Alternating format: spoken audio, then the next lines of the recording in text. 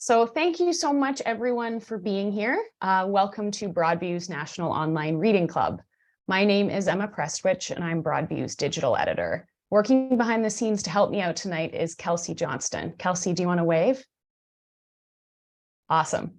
We're so glad that you've taken an hour out of your evening to be here with us. I'm speaking to you tonight from the traditional territory, the Mississaugas of the Credit, the Haudenosaunee, the Anishinaabe, and the Huron-Wendat, the original owners and custodians of this land.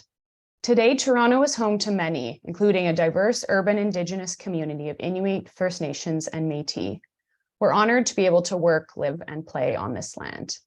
We would love to know who you are and where you're from. So please say hello if you haven't already from your hometown in the chat space. And if you're part of a faith community and you want to add that as well, please do so. A few notes before we get started. I want you to know that we're recording this event so we can share this event with others later. If you're not comfortable with your thumbnail video appearing on the recording, please turn off your video now. And please mute your audio unless you're asking a guest a question, or we may mute it for you. But make sure you have the chat function open. It should be at the bottom of your screen with a speech bubble. And really suggest you use the speaker view rather than the gallery view. And there's an option to change that in the top right corner of your screen. This evening, we're going to hear from Tyffanie Morgan, Laura MacGregor, and Tony Snow, all of whom were featured in or contributed. No idea what she's saying. Oh, is it not quite loud enough? Okay.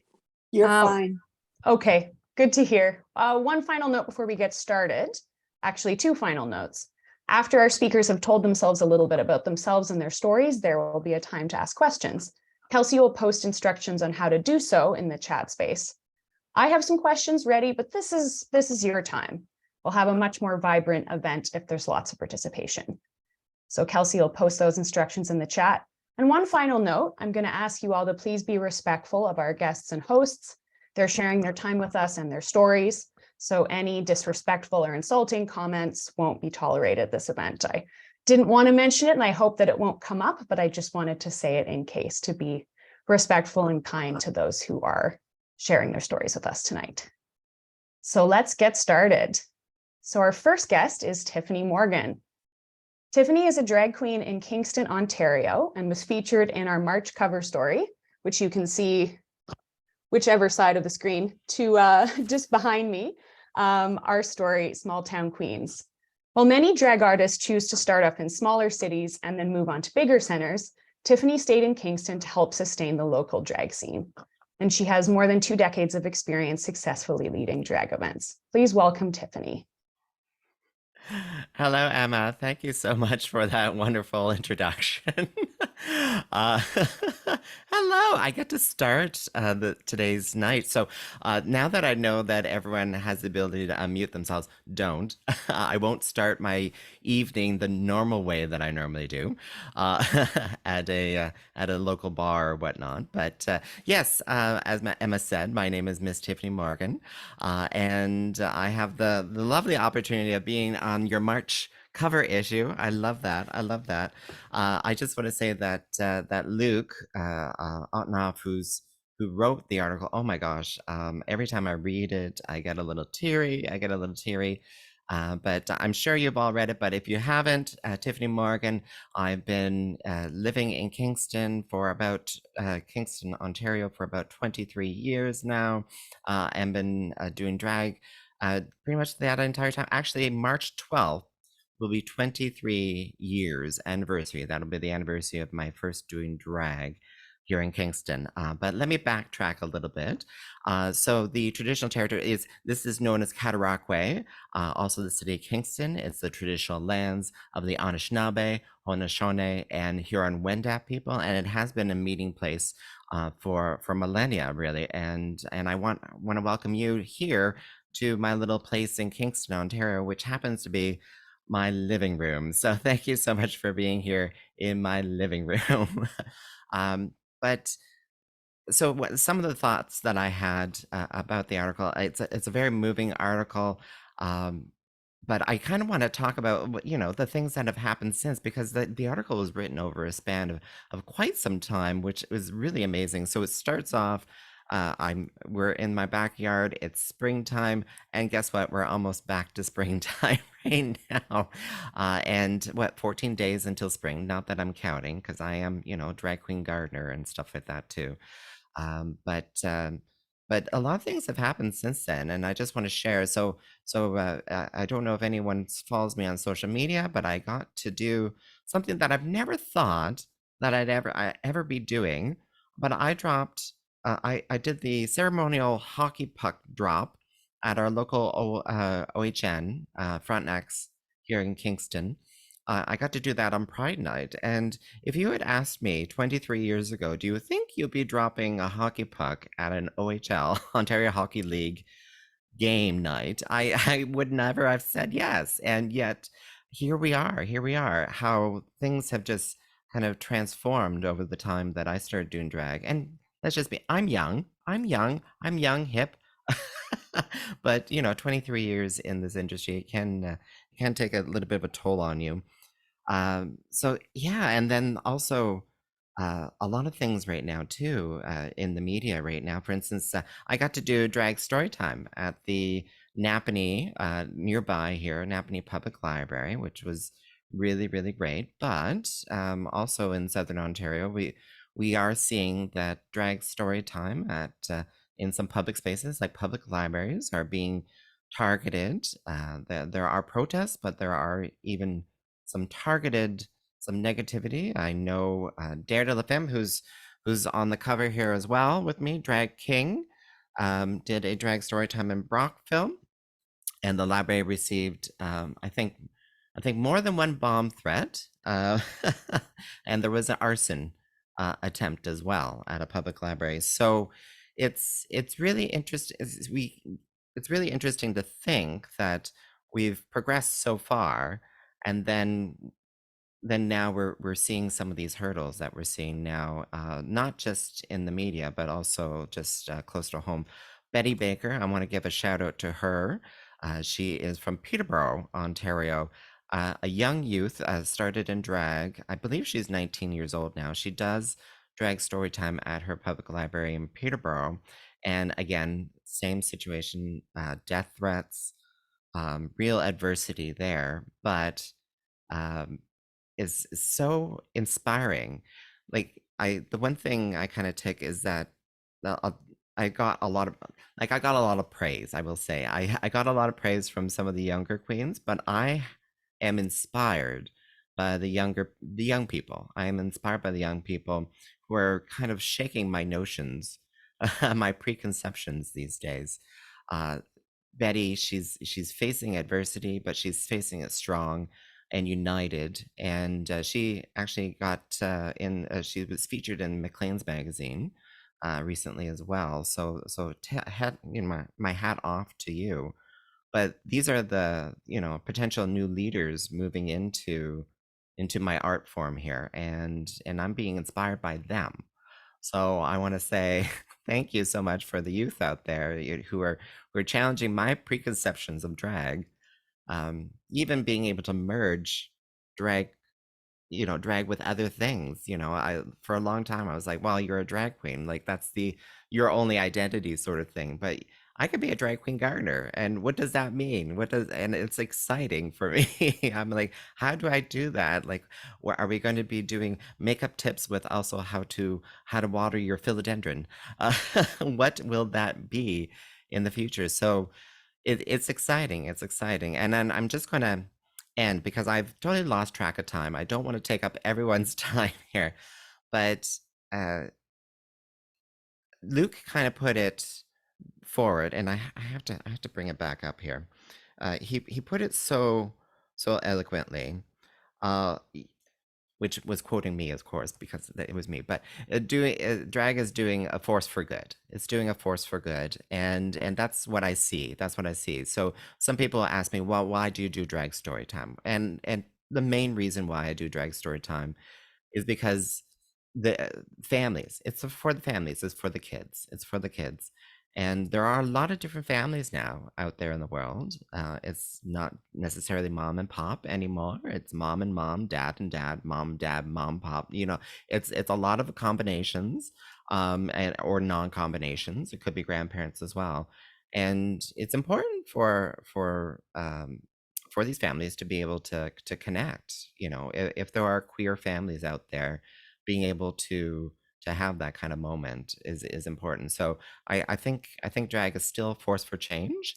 It's a little bit discouraging hearing about Tennessee, uh, which has just enacted some draconian laws about drag. But yeah, I'm very hopeful for here in Canada. And and yes, I'm babbling on. I've had a coffee. So thank you again for reading the article and participating today. And I can't wait to answer some of your questions. Not babbling at all. Thank you so much. So before I start, I want to open it up to the floor. Just give people a chance to maybe germinate your questions if they're still kind of emerging. So yeah, feel free to mention in the chat that you'd like to ask your question live, or just post the question itself in text, and then I'll ask it for you. Tyffanie, you were talking about new performers and what the future is. I wondered about taking you back to 20 years ago and this period of time where you started, and when so many people were leaving Kingston, so many drag performers were leaving Kingston. And your story is really one of persistence and resistance. What made you stay at a time when so many other drag performers were leaving?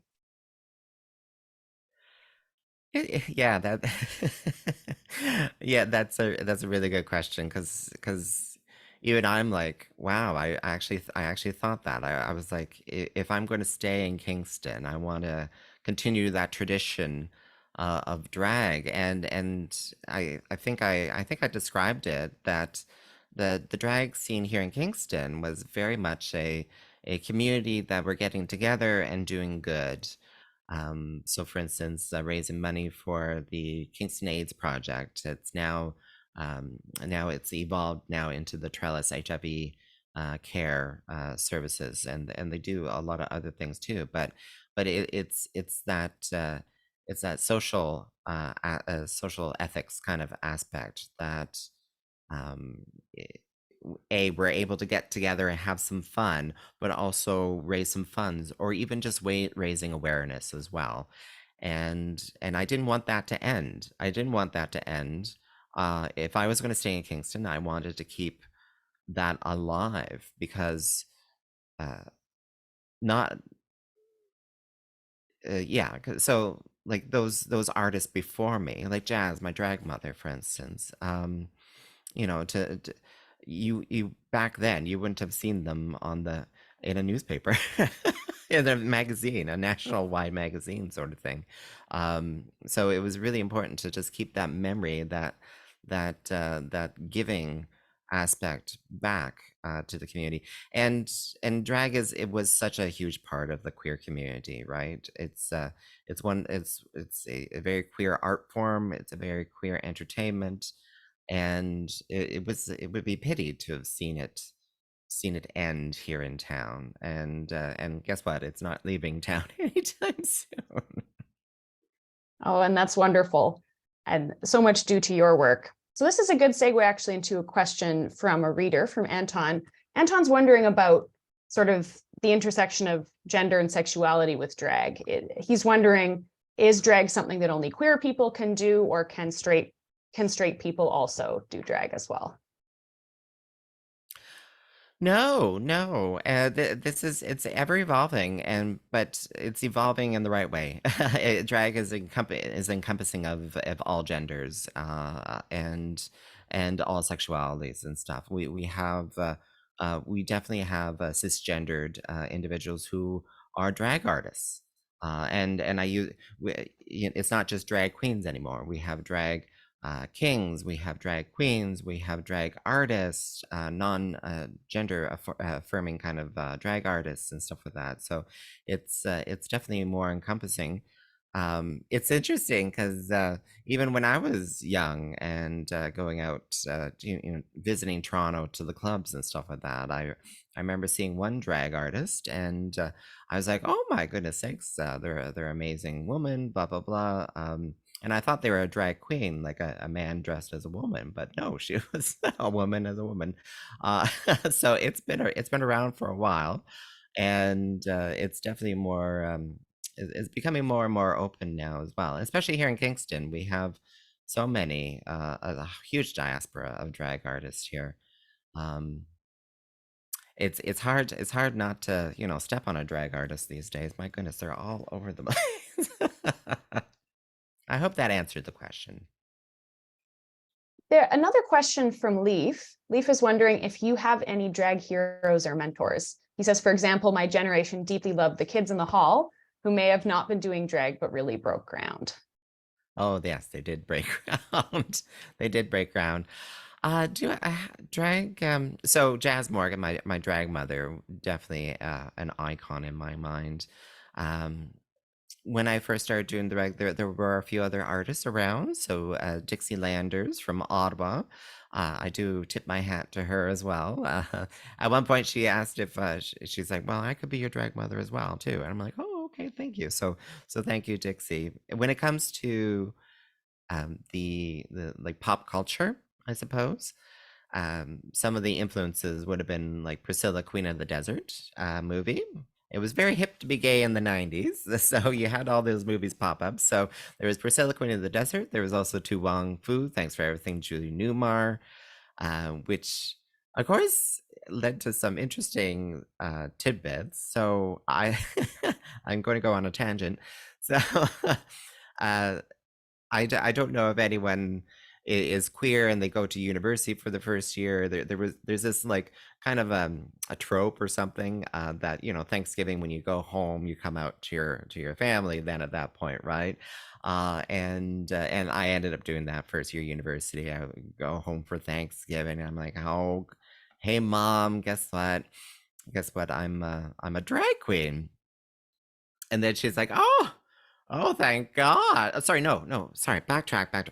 Guess what, Mom? I'm gay. And then she's like, oh, goodness, thank goodness. I'm like, what? She's like, oh, I thought you were going to tell me you're a drag queen.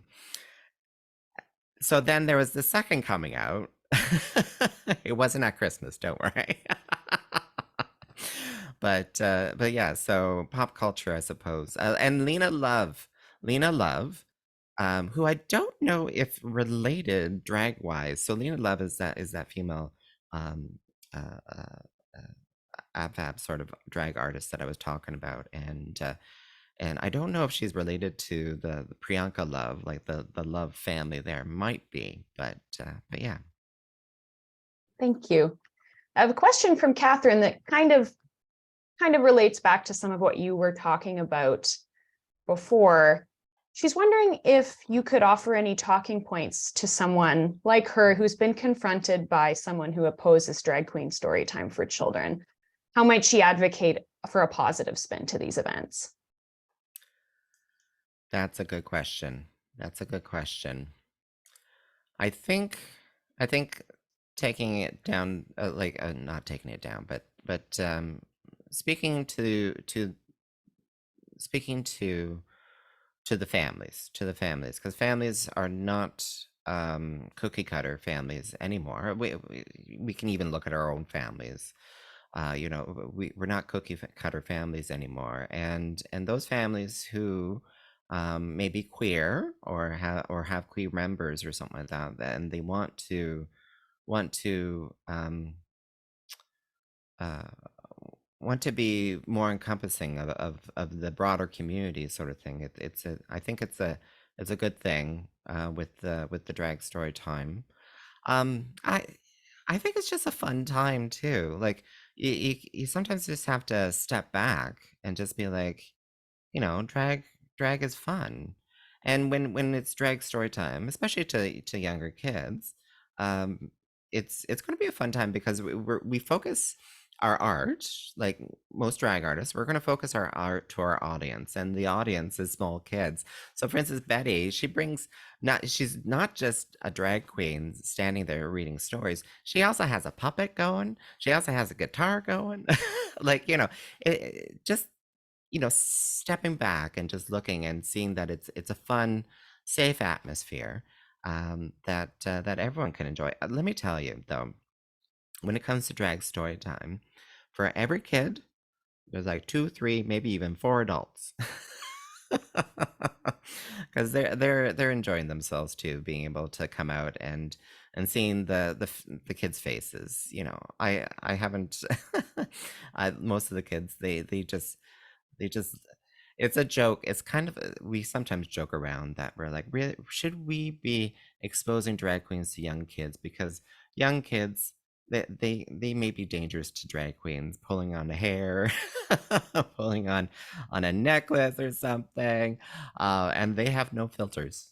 They have no filters, so we kind of joke around about that sometimes. But I don't know if I'm the best advocate sometimes for drag story time. I have done drag story time, um, I've spoken about drag story time, but if I would say reach out to Betty Baker, because I'm sure she's got a lot more better ideas off the top of her head. That is a good point, that when you have kids in the vicinity, there's always a possibility for things to get even more interesting. One more question I have is about the joy that you get from doing drag. You say in the article that you do it because it makes you happy. That's the marker, you say. If I'm not enjoying it anymore, we need to move on. It's always the hardest question too, because it's like, what is joy? What is it about this work that brings you joy? I think it's mostly it's kind of a thespian aspect of things, right? Like if you speak to a theater person, why do they keep doing theater? And it has to do with the audience. If they are happy, if they are laughing, smiling, uh, if they're enjoying it, then it feeds you. It somehow feeds your soul too, right? That people are enjoying your art form. They're enjoying what you're giving to them, and you're getting that feedback, and it just somehow kind of feeds your soul. I'm sure a lot of people experience that too in other fields. If they're giving a helping hand to a neighbor or something, you got to smile back. It just kind of feeds your soul that way, and that's kind of the joy. That's the main kind of joy in it. There's other joys as well, and it is kind of work. So, well, not kind of, but it is work too. So if you can take aspects of work that you can enjoy, like that you did a good performance, for instance, that if you planned a performance and you plan to do this, and you do well, then you feel joy for doing a really good job that way. um there are all those little aspects, but I think really it's the fundamental one is getting on that stage and seeing the impact that you have on the audience that you have. And I just want to speak to this one comment here. Is cross-dressing the same as drag? No. No. But it is a performative kind of aspect. We are transcending genders quite often, and or hyper genderfying sort of thing. But especially with my drag, I'm not necessarily trying to be a cisgender woman sort of thing. And I was debating whether or not to bring old Blue out. This is the first and oldest wig that I've ever owned. And as you can tell, I don't know many natural women with this natural blue of hair. So. Oh, it's a wonderful wig. So thank you for wearing it. And thank you so much for sharing with us. And you have reached so many people through the art that you are doing. So thanks so much for being here and for sharing with us. Thank you, Emma, and I can't wait to tune in for the other speakers. So our next guest is Laura MacGregor. Laura is the director of the Center for Spirituality, Disability, and Care at Martin Luther University. Laura advocates for embodied worship in mainline Protestant denominations, which she says would benefit everyone, especially people with intellectual disabilities. She wrote Felt Faith, the United Church in Focus feature on the topic in the March issue. Please join me in welcoming Laura. Thanks so much for having me this evening. I'm thrilled to be joining Tony and Tyffanie this evening. And Tyffanie, I love your hair. You're wearing my favorite color of blue. So thank you for wearing that particular wig tonight. I'd like to start by acknowledging that I am on the lands, the traditional lands of the Haudenosaunee, the Anishinaabe, and the Neutral people, and I'm grateful for their care and stewardship of the land and the opportunity to grow in relationship. I feel like I need to start by saying, okay, and now for something completely different. A few years ago, I read the following sentence in a book by Hans Reinders. The book was called Receiving the Gift of Friendship, Profound Disability, Theological Anthropology, and Ethics. Reinders stated, quote, "A profoundly disabled person has no relationship with God in the sense of a human act on their part. But this does not exclude the possibility that God has a relationship with them." So basically, Reinders was saying that one needed to understand God to actively and cognitively engage in the relationship to have one. Otherwise, the relationship was wholly passive. Understanding was a requirement, and relationship was an intellectual transaction. I really stumbled on this sentence. My thought was, can we truly understand God? And particularly if we've ignored these diverse ways of knowing. So as the mother of a child who lived with profound intellectual and physical disabilities, I really disagreed with Reinders. The suggestion that cognitive capacity was essential for relationship struck me as intellectually ableist. And I knew that my son was capable of deep and rich relationships, but I also knew that his relationships looked and felt different from mine. And so Reinders' sentence was this impetus for me to think about those relationships. What did they feel like? What did they look like? And I meant both human and divine. And this sort of was what started the journey to this article. So to share a little bit about my son, he didn't speak, and to the best of our understanding, we don't think he understood spoken language. For Matthew, the world was wholly experienced through his body, through these embodied sensations. So the breeze in his hair, a human touch, the rhythm of daily life. So of sleeping, of playing, of rolling outdoors in his wheelchair, of sunshine and rain and watching the water lap at the cottage. I think for those of us who think in words and ideas, it's difficult, maybe even impossible, to wrap our heads around experiencing life in this very experiential, sensory way, and in particular, relationships. So what does a relationship feel like? What does knowing feel like? And the more I spent time trying to understand, appreciate how my son navigated the world and experienced God, I realized that he could teach me a great deal, teach all of us a great deal. I know my deepest moments with God, my most spiritually rich moments, were when I was hiking in the woods. And in fact, for many years, the forest was my church. And as I thought about this more and more, I started asking students in the classes I teach to describe a moment when they felt connected with God. I had them draw it. In fact, I literally handed out crayons and papers because I wanted them to get out of their heads a little bit. And almost universally, they shared experiences that happened outside the walls of church. They talked about singing and spending time in nature and creating art. And the connection was felt rather than understood as this idea. And this led me to wonder, why don't we do these things in church? Why do we sit and read and think rather than paint and write poetry and dance and spend time in nature? Why is all of that not worship? I wondered if these would help all of us, all these practices would help all of us facilitate a deeper connection with the divine, but would also more fully include people like my son, people with intellectual disabilities. And we do know from research that churches do struggle to include people with disabilities. I learned that the reason we don't do this is that that's not how worship is done.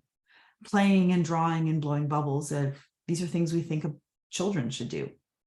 For adults, worship is serious, it's intellectual. And I think we're missing something here. I think if we don't stop and embrace the leadership of people with disabilities and allow all of us to experience this very rich, sensory, embodied moment with the divine and with one another, that we're missing something really powerful. And so I was very grateful for the opportunity to play with this idea through the article. And ultimately, my hope is that I'm simply sort of tossing this idea to all of you, church leaders, to think about how we could do worship differently, how we can better include diverse leadership, and maybe how we can get out of our heads and experience a more embodied relationship with the divine. So thank you so much for this opportunity to sort of throw this idea out and sort of toss it around a little bit and explore it together. And thank you to Broadview for the article and for inviting me to be part of this really wonderful conversation tonight. And thank you so much for sharing those ideas with us. I think it is challenging to many mainline Protestant churches in terms of expanding our ideas about what worship looks like. I certainly can think of situations in churches where what brings these sort of, I guess, embodied worship practices into a service is when there are children present. At children's time, that is the situation where there might be sort of visual props, or there might be a craft that the kids are invited to be part of. Do you have any advice for congregations who are starting to think about this and are wondering how they can make their worship a bit more inclusive? Oh, not entirely sure I'm the expert here, but I would first look to the leadership of diverse people and create opportunities for people with intellectual disabilities, for artists, for poets, for all people to have leadership and to open up this idea of what worship can look like and can sound like and feel like. So I think we need to let go of this idea that all of us, or certainly that I know I had, and that many of the people I talked to have, that playing, that walking outside on the labyrinth, that creating art together is something we do with children or for children. I know I had my class play with this idea one year, and during worship, rather than having a sermon, everyone took a small piece of paper and created a river. And the idea was, but ultimately we connected all of the papers together to form a river together. And then we explored themes of water and connection and sort of joining together. And it was a lot of fun. First of all, we don't often give ourselves permission to color and to play with crayons. I don't know about you, but I love a box of crayons. And it's very powerful. Like, it's not, and I think we need to remember that this is not lesser than, that there's something very powerful happening. And if we give ourselves permission to really lean into the experience, I think we all might find something pretty wonderful. What do you think stops us adults, us people who are trying to connect with God or trying to experience church in some way? What stops us from that sort of play? So again, that's a great question. I think a lot of it is, I think there's a couple of things, but I think the big one is that we've been told it's childish, that playing is not something we're supposed to do, particularly in worship. Worship is serious and is something requiring, this serious attention. And I think the other thing is, and this is feedback I received from ministers as I was exploring this idea, is that this is just how we've been trained that worship is. This is how we do it. This is how we've been sort of led to believe it should be done.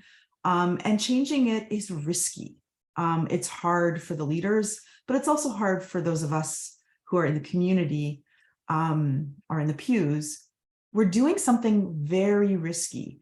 I know that during some of the more embodied worship services I've been involved with, I struggle with the sense that I'm a creative person. And so when someone's saying, you got to get up and dance, and I kind of want to sit in the pew and be a little anonymous, as I said in the article, it's scary. And so it's different, it's risky.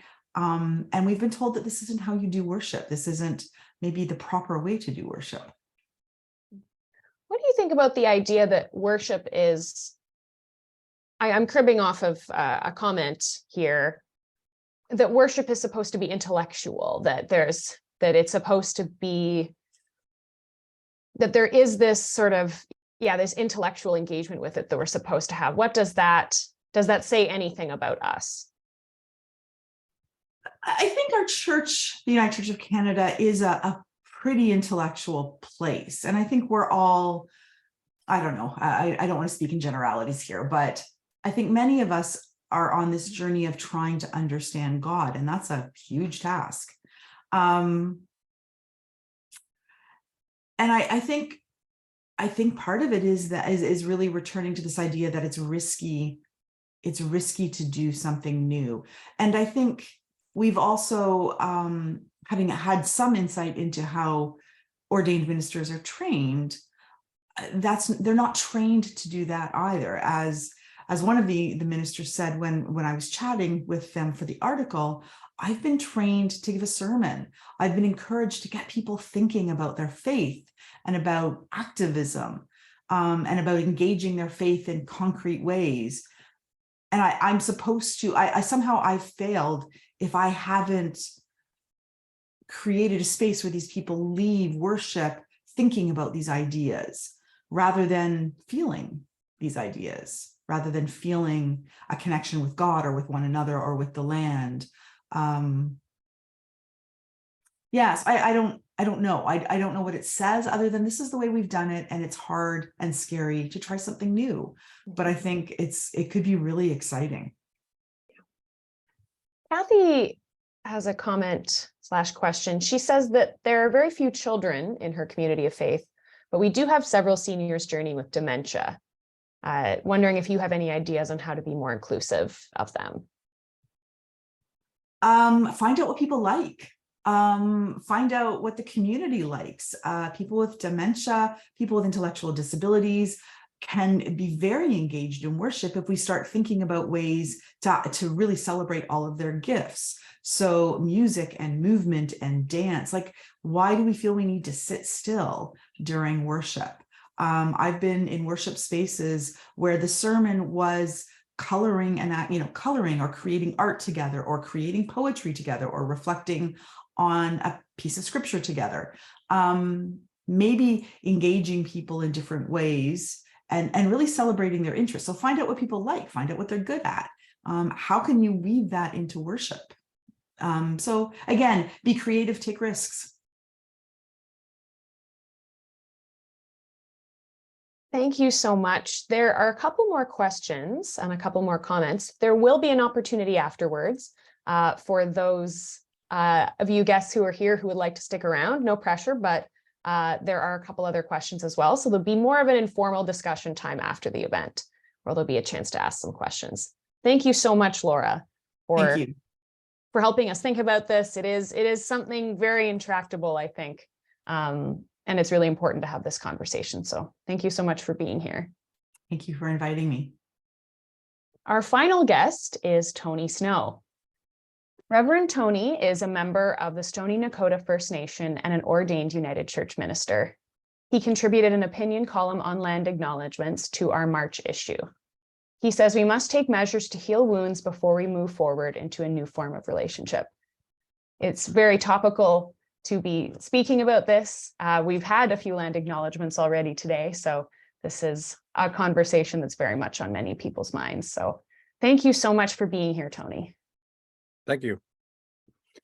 I think first off, and thank you for this invitation to come and speak to this group, and for those who readily support Broadview and their work. It's been ongoing and important work for the church, for the United Church, and for other denominations as well, to have this voice out there. So I am Reverend Tony Snow, as you were informed, and I am from the Stoney Nakoda First Nation, which is a First Nation west of Calgary toward the Banff area, part of our homeland in that area. I'm an Indigenous minister for the Chinook Winds region, so all of southern Alberta, and the Pacific Mountain region for BC as well, for the United Church.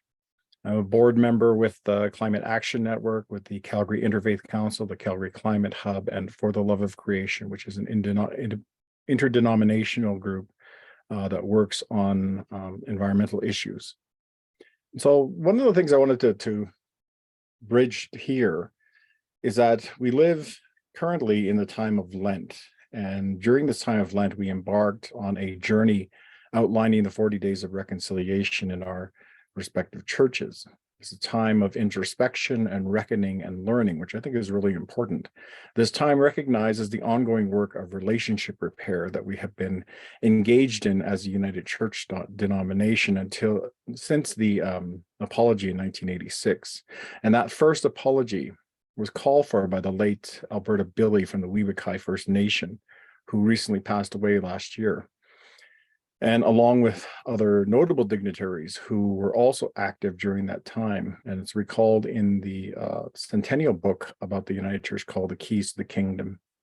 And in that book, it relates the journey of Indigenous people within the church, not solely, but as this church formation that we now enjoy comes into being. And some of that recognition of those Indigenous voices that were an important part of that thread line. And it is through their activism and support as leaders, especially Indigenous women, who have called us to account. And so these voices are very important for how we form our theology and our way of being, the foundation of our churches, and really ultimately when it comes to how we declare ourselves, that land acknowledgement is a necessary outcome of these struggles. So even now, as we continue to recover children's bodies who died in genocidal acts in the residential school system, as recently as last week with the Deschat First Nation, when it brought forth its findings for phase 1 in the Port Alberni Indian Residential School, we see that we are not over this hurdle and that we continue to deal with the repercussions of our past.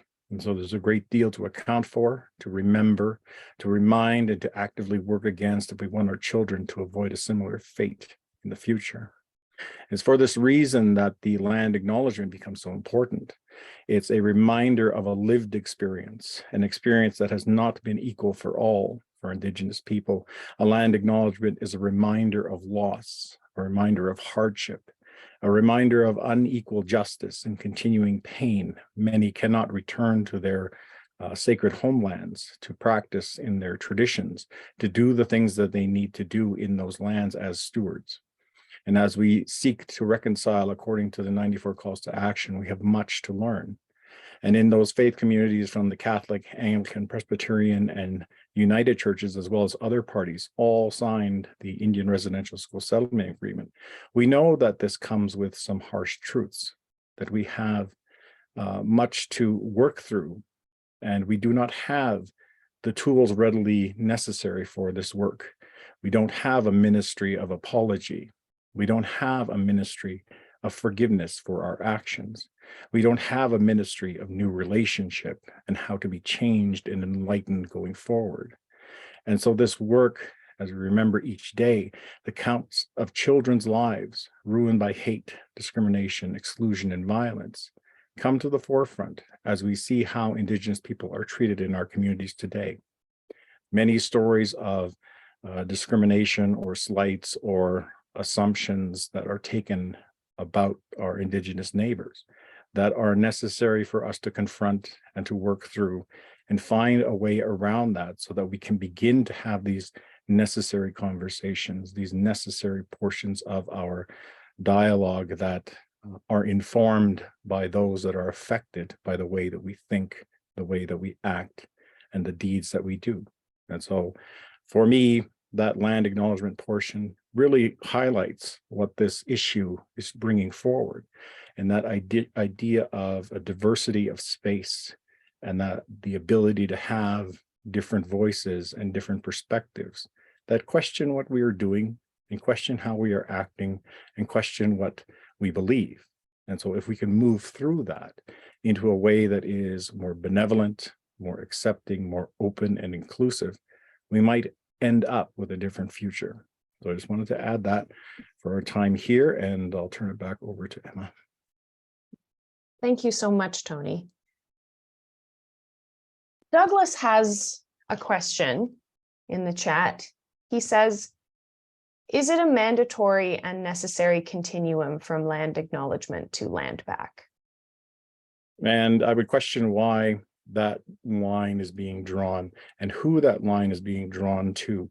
A lot of the people who are involved in land back are not particularly the leadership of these nations that will ultimately receive the lands. And so we have to find a median ground and understanding who we are talking to and how that discussion is evolving, what it means for our youth on reserve who are going to inherit those treaty rights and those spaces that become contentious for the future, whether or not they are receiving equal opportunity in our environment so that they can be good leaders and good heads of corporations and be able to help in the future their people as well as the economic and environmental aims of our future selves.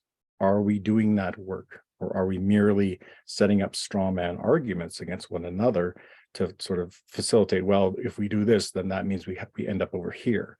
And that conversation is an evolving conversation that takes generations.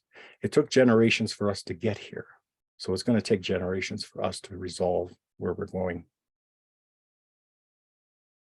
I want to pick up on something that you said, which is that there isn't a ministry of apology. There isn't a ministry of reconciliation. Well, there is a ministry of reconciliation. That's why I didn't specifically name that in 2 Corinthians. Are there spaces where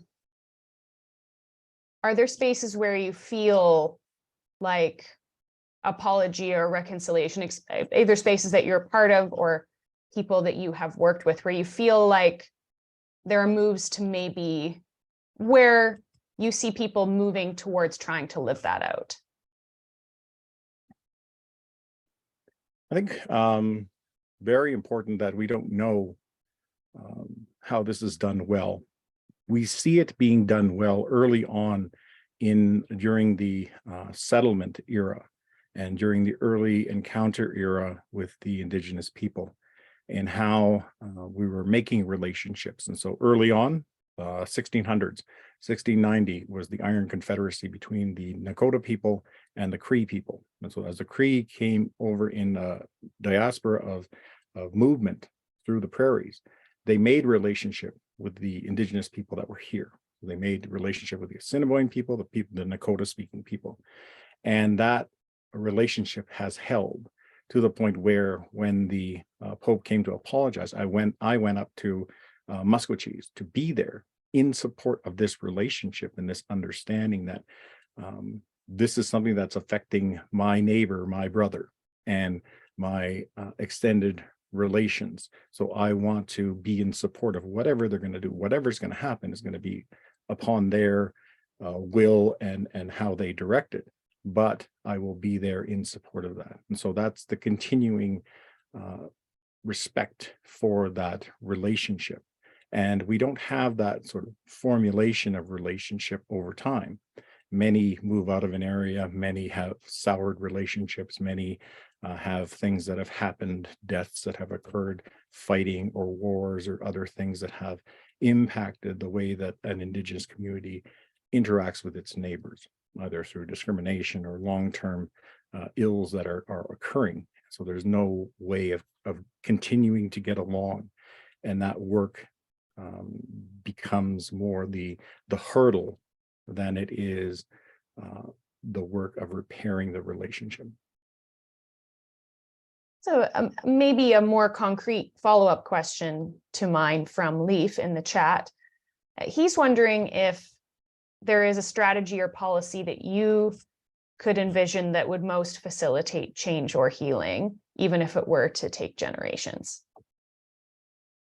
Yes, and that's part of that is the evolution of relationship. In our tradition, we have several ceremonial ways that we understand our relationship to a creator, our relationship to God, in our relationship to one another. And in some of these ceremonies, they are teaching us. When we talk about ceremony, we talk about the fact that these are our laws.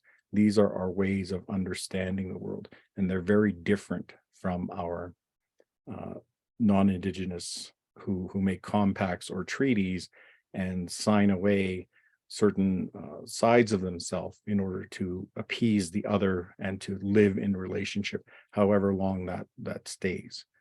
In our traditions, we have what's called, well, they're adoptions. Indian adoptions is what it used to be called, but these adoptions of families. So I can have a Lakota grandmother. I can have a other type of person who is a grandfather figure. And there's a tradition around that. There's an understanding of how we make relationships, make kin. And so that's an important part of how we bridge the foreignness of one another so that we can become more like family, more relatable, and more understood in relation to those mechanisms that say that this is not an enemy. This is not a person who is to be continually ostracized, but to try to learn to live together. And so those systems, that's an important part of how we find an Indigenous lens and knowledge that can be used in this form of relationship. But if we're doing it through a Western lens and saying, oh, we can only sort of re-sign new agreements, or we can only create new treaties, that's one way of doing it. That's ultimately a way that we've seen very complicated and has failed numerous times, but we have not seen from the other side, from the Indigenous side, what that looks like and how that can evolve into a form of relationship making that may hold for the future. So we have ways in our traditions that we've held on to. There may be other ways, and we have to be open to that. We have to be open to change and shift and understand that, just as we're talking about diversity of having a drag show in a church, or having a acceptance of and inclusion of persons with different abilities, we then have to also think about how we are creating that space in a way that is understanding, evolving, and incorporating new knowledge. Absolutely. And the lenses that each one of us sees through limits that sometimes, the possibilities we can imagine. Mm-hmm. Ray is wondering, he is talking about Gord Downie in 2016. Gord Downie, who's the lead performer from the Tragically Hip, announced the founding of the Gord Downie and Chani Wenjack Fund to support reconciliation between Indigenous and non-Indigenous peoples. And he's wondering if you might know, since Gord's passing, do you know if anyone else has stepped up to carry his torch? Do you want to? It's an interesting question. We can ultimately just look up and see who is carrying on the work of that foundation.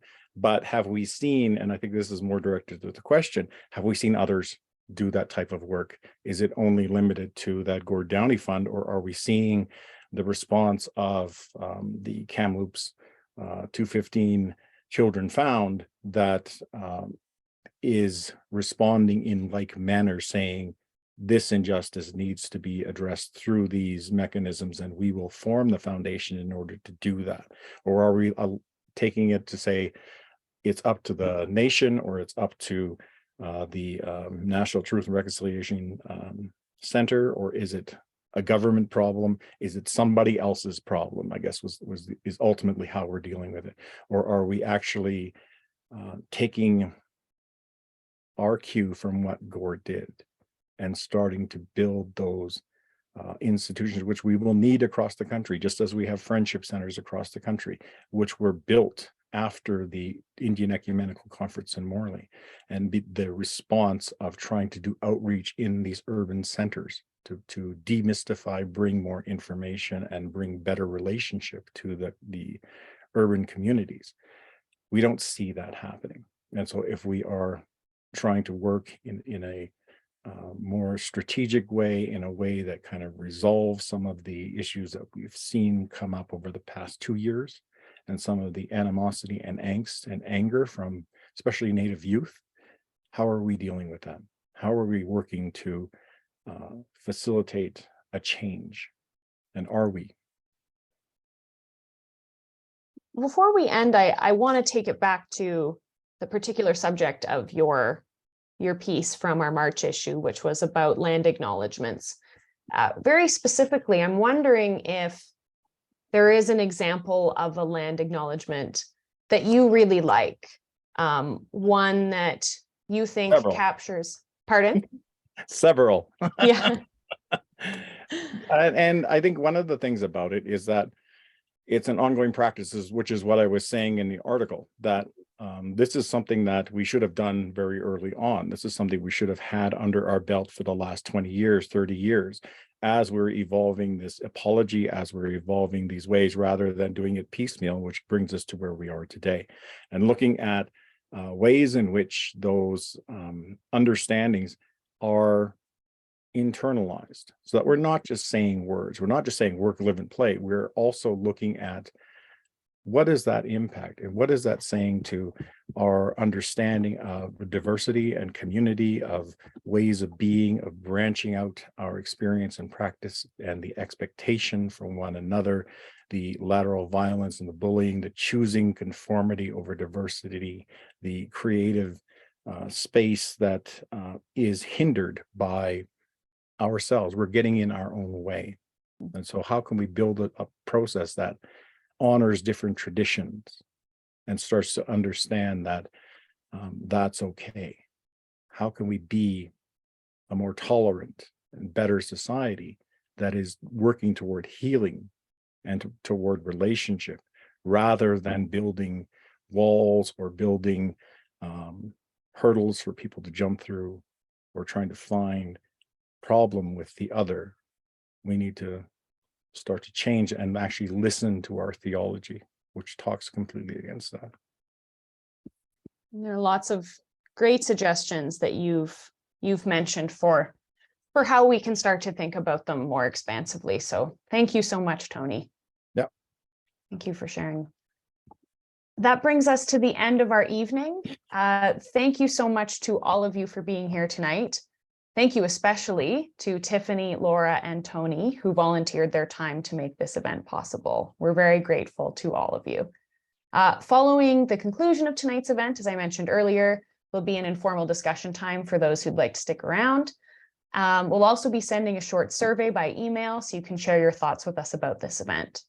Our reading club is a free event, but it costs us $2,700 a year for a Zoom plan that can handle a group event of this size. And Broadview puts out a magazine 8 times a year, as well as a lot of content online and in different media. So if you're already a donor to Broadview, thank you so much. Your donations help us continue to feature exceptional people like Tyffanie and hire fantastic writers like Tony and Laura. If you're not a donor, please consider making a small donation for tonight's event. Kelsey